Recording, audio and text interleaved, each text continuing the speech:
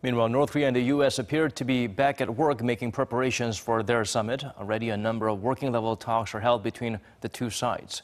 Lee Ji-won zooms in on what could be covered during these meetings. It's the second day of secretive meetings between the U.S. and North Korea on the northern side of Panmunjom.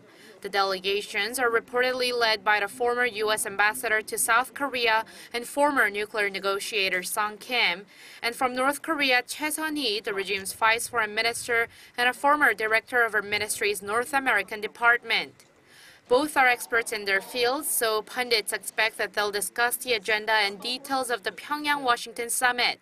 And on the topic of denuclearization, what should be the first step? We have a basic idea of what the end point of Pyongyang's denuclearization would look like if a deal is reached. But we don't yet have a clear picture of the first steps for it, and that's vital for building trust. So the US could ask the North to take actions that clearly show its determination, which would also need to be reciprocated. In fact, Japan's Kyodo News Agency reported Monday, citing U.S. officials, that Washington is asking Pyongyang to first transfer the 20 nuclear warheads it is believed to have to somewhere outside of its borders as soon as possible. While that request could seem similar to the so-called Libya model, Trump had said that he would not take that approach and instead focus on his Trump model. Trump last week had also for the first time hinted at the possibility of accepting a phased-in disarmament for North Korea. And some experts say this new Trump model is what might have been discussed at Panmunjom. The North has protested strongly against having to give up its nukes first, which could have been one of the reasons it issued those aggressive statements 2 weeks ago.